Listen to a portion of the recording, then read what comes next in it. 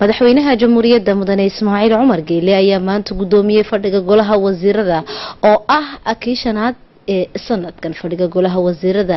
ayaa lagu soo qaaday 17 qodob mashruuc xeer oo ku saabsan meelmarinta iyo ansixinta Djibouti heshiiska guud ee ku lug leh dhismaha isbahaysiga caalamiga ah mashruuc dhagalay oo ku saabsan maqaamka dhisme ee shirkadda Djibouti ee dhabada xadiidka mashruuc dhagalay oo ku aadan ku dhaqanka xeerka qeexaya dhismaha guddi habsami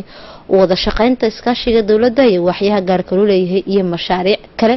ayaa fadhigaasi golaha wasiirada maanta lagu soo qaaday balse qaybta ugu horeysa waxa inoo soo jeedinaya wariye Khadar Cabdillahi. Bismillahir Rahmanir Rahim. Sous la présidence du chef de l'État, son excellence monsieur Ismaïl Omar Guelleh, s'est tenue la 5e séance du Conseil des ministres en ce mardi 27 mars 2018. fadhiga golaha wasiirada ee saaka waxa uu isku raacay mashruuc xeer oo ku saabsan meelmarinta iyo ansixinta Djibouti heshiiska guud ee ku lug leh dhismaha isbahaysiga caalamiga ee qoraxda kaas oo qeexaya dadaalka lagu doonayo si wadajir ah wax looga qabto caqabadaha horyuuro horumarka u adeegsigiisa tamarta qoraxda iyo meelmarinta qorshayaal ku aadan sidii wadamada xubnaha ka ah idil ahaantood ay uga faa'iideysan lahaayeen tamarta qoraxda oo Djibouti ka mid tahay wadamada si weyn u raba inay ka faa'iideystaan tamartaasi cusboonaysiisa. fadhiga golaha wasiirada waxa uu isku raacay mashruuc dhagalay oo ku saabsan maqaamka dhisme ee shirkadda Djibouti ee dhabada xadiidka oo imika wixii ka dambaysa noqonaysa shirkadda SDCF oo si xoojin doonta hawlaha dhabada xadiidka. magac ka bedelka shirkadda ayaa ku soo beegmay xilli xukuumadda Djibouti ay si weyn u rajeynayso inay si dhab ah uga faa'iideysato dhabada tareenka cusub ee hawlgashay. fadhiga golaha wasiiradu waxa uu isku raacay magacaabida Cabdi Axmed Nuur oo loo magacaabay inuu noqdo la taliyaha farsamo ee ra'iisul wasaaraha jamhuuriyadda. fadhiga golaha wasiiradu waxa uu meel mariyay mashruuc dhagalay oo ku aadan ku dhaqanka xeerka qeexaya dhismaha guddiga habsamo wada shaqaynta iskaashiga dawladda iyo waxyaha gaarka loo leeyahay kaas oo ah hay'ad madax bannaan oo maamulkeedu hoos tago madaxtooyada oo ka shaqaynaysa isku dubaridka wax wada qabsiga iyo wada shaqaynta habboon ee laamaha dawladda iyo waxyaha gaarka loo leeyahay isagoo guddigu maareynaya tabashooyinka isla kolkaana isku duwaya maamul suubanaanta wada shaqaynta u dhaxaysa waxyaha dawladda iyo kuwa gaarka loo leeyahay si loo horumariyo dhaqaalaha dalka iyo guud ahaan danta qaranka. dhagaleyda ayaa ka xog waramaysa hawlaha cusub ee loo igmay in guddigu meel mariyo ee hanaanka ganacsiga iyo wada shaqaynta u dhaxaysa labada dhinac ee ku aadan meel marinta hanaanka heshiisyada ganacsi intaba. fadhiga golaha wasiiradu waxa uu isku raacay mashruuc dhagalay oo ku saabsan dhismaha agaasimka iskaashiga iyo wax wada qabsiga waxyaha dawladda iyo kuwa gaarka loo leeyahay waxaana uu agaasimku yahay mid waaya aragnimo iyo khibrad u leh hanaanka sharciyada iyo maaliyadda ee mashaariicda ay iska kaashanayaan waxyaha dawladdu iyo kuwa gaarka loo leeyahay waxaana uu agaasimku qayb ka noqonayaa wasaaradda dhaqaalaha iyo maaliyadda. fadhiga golaha wasiirada ee saaka waxa uu isku raacay meelmarinta mashruuc xeer oo ku saabsan heshiis deyn ah oo ku aadan maalgelinta mashruuca dhismaha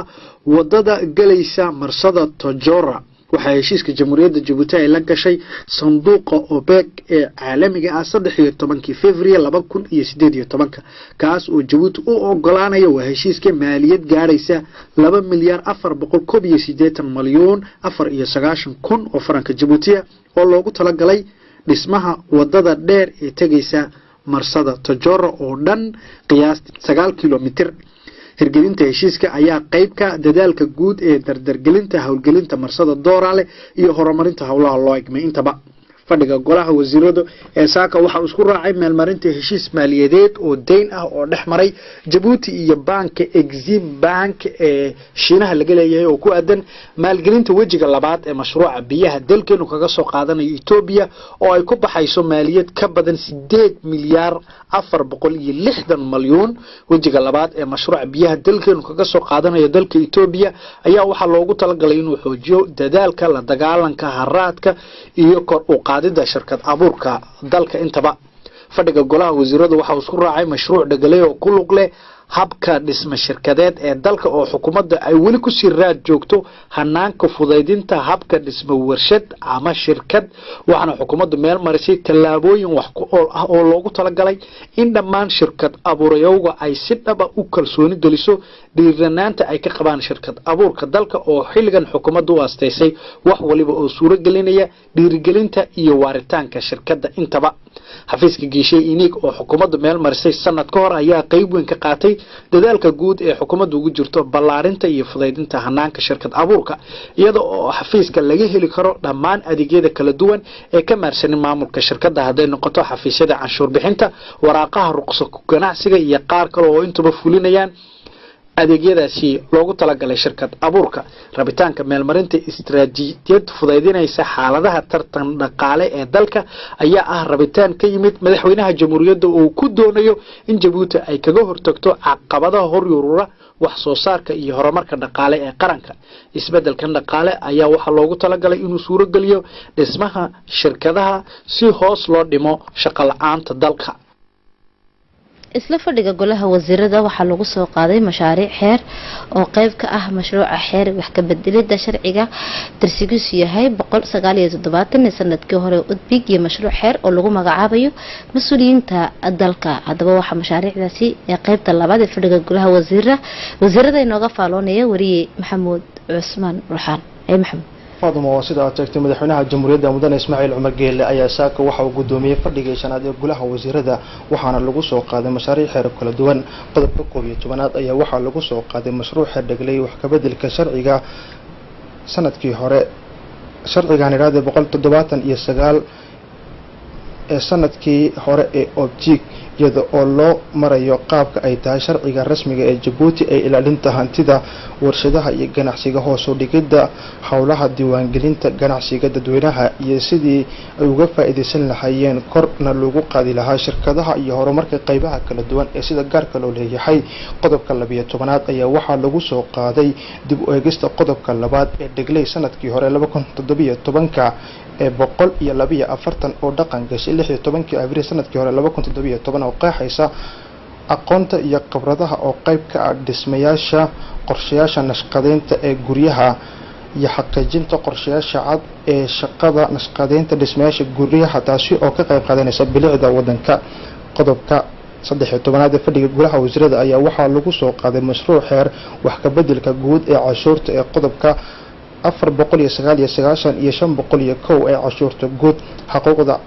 sharciga diiwaangelinta kala wareejinta guryaha gaar ahaan kala wareegida bulshada gaar ahaan labada qof ee bulshada kamida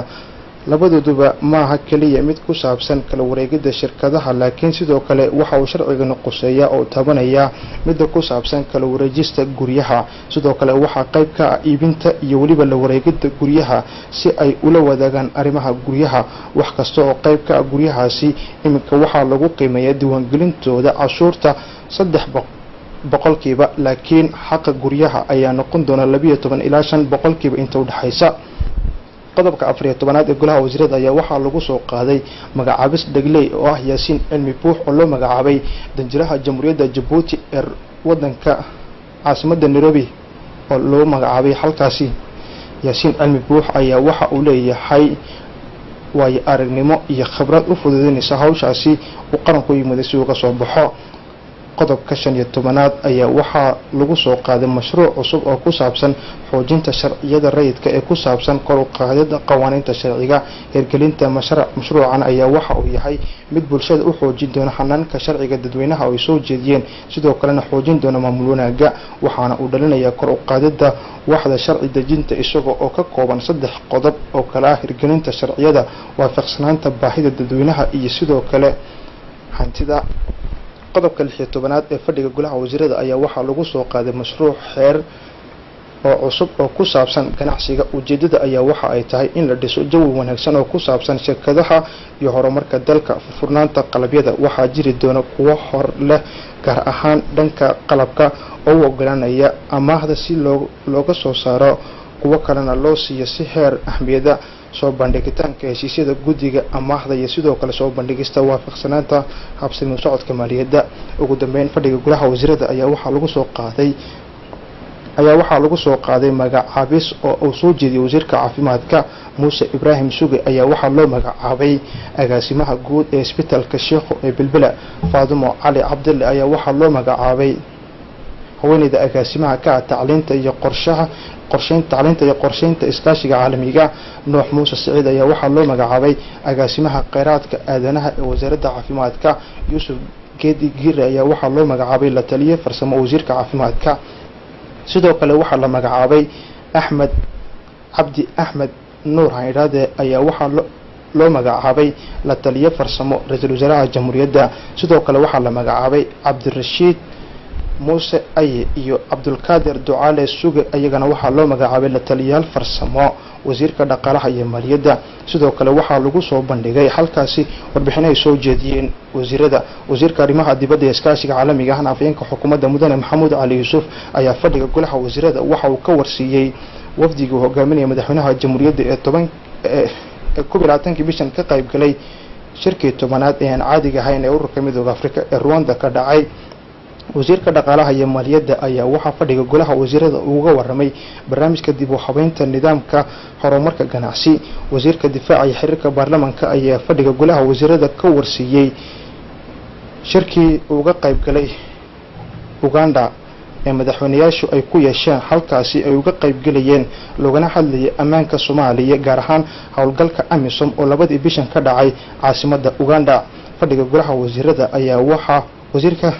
khayraadka iyo tamarta ayaa fadhiga golaha wasiirada waxa uu ka warsiiyay shirkii uu New Delhi Hindiya uga qayb galay ee looga hadlayay kaawiga cadceedda oo halkaasi ka dhacay 12 bishan ku jirno sidoo kale xogeeya dawladeedka arrimaha ciyaaraha ayaa fadhiga golaha wasiirada ka warsiiyay howlgalkiisii shaqo ee ku tagay Kiba caasimadeeda Havana 12 iyo 17 bishan aanu ku jirno ee Marsef Fadmoy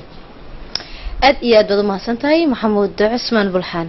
madaxweynaha jamhuuriyadda mudane ismaaciil cumar geelle ayaa wali sii wada kulan howleedka uu la yeelanayo mas-uuliyiinta dowladda waxaana loo maleynayaa inay horseedayso helitaanka adeegyo wanaagsan oo loogu talagalay dadweynaha shirkan ayaa ah kuwa isdaba joog ah oo ujeedada ka dambaysa ay tahay helitaanka natiijooyin wax ku ool ah shirarkan isdaba jooga ayaana ahayn dib u qeexidda istaraatiijiyadda horumarineed balse waa su'aalo laga gungaarayo caqabadaha hirgelinta ujeedooyinka la hirgashay shirkan ayaa ah mid si aad ah looga falanqeynayo arrimaha magaaleynta guriyeynta oo madaxweynaha jamhuuriyadda ka dalbay in si wadajir ah ay u howlgalaan si isla mar ahaantaasi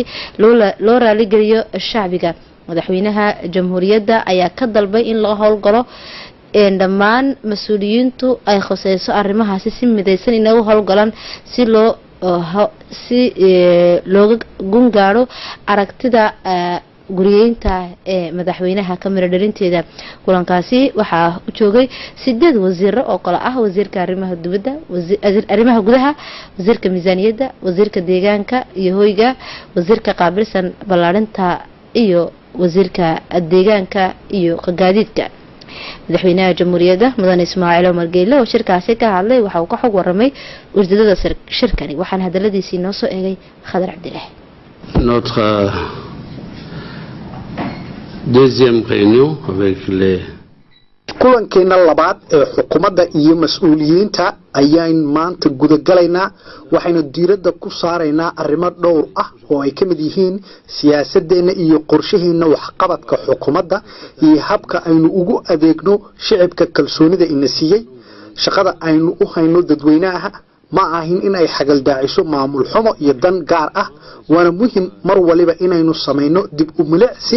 shaqada aynu qabanay mid laynooga baahan yahay in aynu joogno dhabaha horumarka aynu jeexnay in kale iyo in aynu ka jawaabno baahida shacabkeena waana sababta aan u doonayo in kulanada noocan ah u qabano si aynu isu dul taagno si xaqiiqa oo cad shaqada laydin ikmay iyo in aan si dhab ah iskaga xog wareysano shaqooyinka qarankaan u hayno iyo xilka ummadda ay inoo dooratay waxa laynooga baahan yahay oo laydinka baahan yahay oo mas'uul waliba looga baahan yahay inuu ku soo bandhigo shirkani shaqada uu qaranka uu ikmay in waxa uu qabtay iyo waxa uu qaban doono intaba kulankan waxaynu diiradda ku saaraynaa magaaleynta qaybaheega kala duwan hadday noqoto ammaanka bulshada maamulka iyo dhaqaalaha iyo in aynu diiradda saarno habkii aynu uga jawaabi lahayn rabitaanka shacabkeena رئيسل وزراء جمهورية مدني عبد القادر كامل محمد وسجون الكاسي كهالي وحاولنا جح ورمي أهمية كلن كان يسكوجي مادين دمان وزيرته أي خصيصة أرمها جوريينتا kadib oon kulankaasi kadib oo aan waraysi la yeelanay waxaana hadaladiisii inoo soo eegay wariye maxamed cabdiraxmaan. a insisté, il a dit à plusieurs reprises. madaxweynaha jamhuuriyadda mudane Ismaaciil Cumar Geelle ayaa waxa uu carabka ku adkeeyay in daruuri ay tahay in mar waliba loo adeego dadweynaha reer Djibouti waxaana maanta galabta aynu ka wada sheekaysanay magaaleynta gaar ahaan jaangoynta dhulka iyo sidii loo dhisi lahaa guryaha iyo wadooyinka waxaana si guud ahaaneed madaxweynaha jamhuuriyadda uu uga hadlay magaaleynta iyo qaybaha kala duwan su'aasha muhiimka ah ee soo noqnoqotay ayaa ahayd in laga yiraahdo wasaaradaha kala duwan ee khusayso arrintaasi oo kala ah wasaaradda magaaleynta wasaaradda guryeynta wasaaradda tamarta iyo wasaaradda beeraha oo qaabilsan biyaha iyo fayadhoorka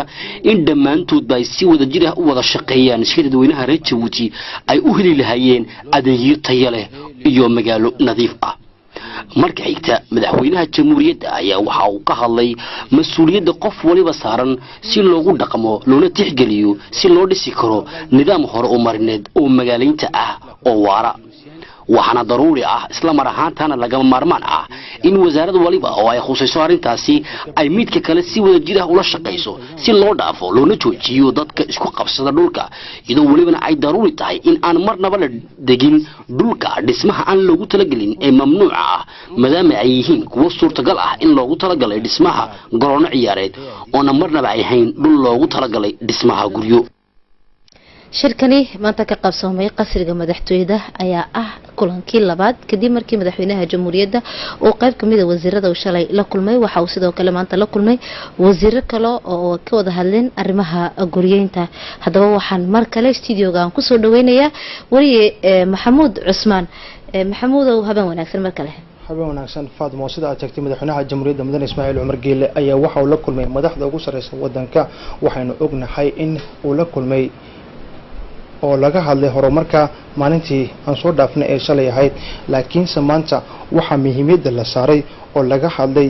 sidii loo horumarin lahaa arrimaha guryaha shalay waxa laga hadlay oo aan ognahay sidii wadanka horumarkiisa looga shaqeyn lahaa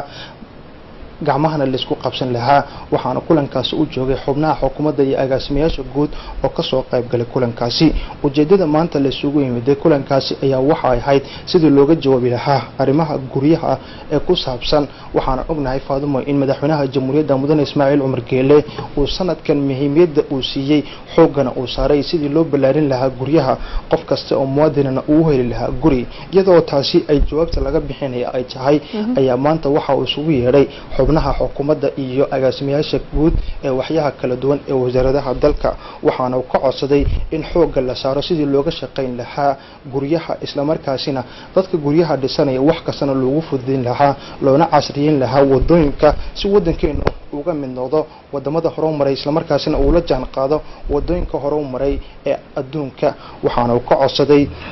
waxyaha ay arrintaasi qusayso ee domeenka ee bixiya guryaha ee dadeeda oo korontada u qaabilsan iyo oneedka oo biyaha u qaabilsan in ay fudeydiyaan wax kasta oo u baahan yihiin muwaadiniinta marka ay noqoto in guryahaasi la geliyo koronto biyo iyo waliba in dadku ay jagooyin helaan si meesha looga saaro jagooyinka la isku qabsanayo ee soo noqda Faadimo arintani ayaa waxa ay daba socotaa hadalkii uu sanadkan u jeediyay madaxweynaha jamhuuriyadda mudane Ismaaciil Cumar Geelle ee uu sheegay in muhiimada sanadkan 2018 la saari doono sidii qof kasta oo muwaadin uu heli lahaa guri isla markaasina taas oo ka qayb qaadanaysa horumarka muwaadiniinta wadanka Faadimo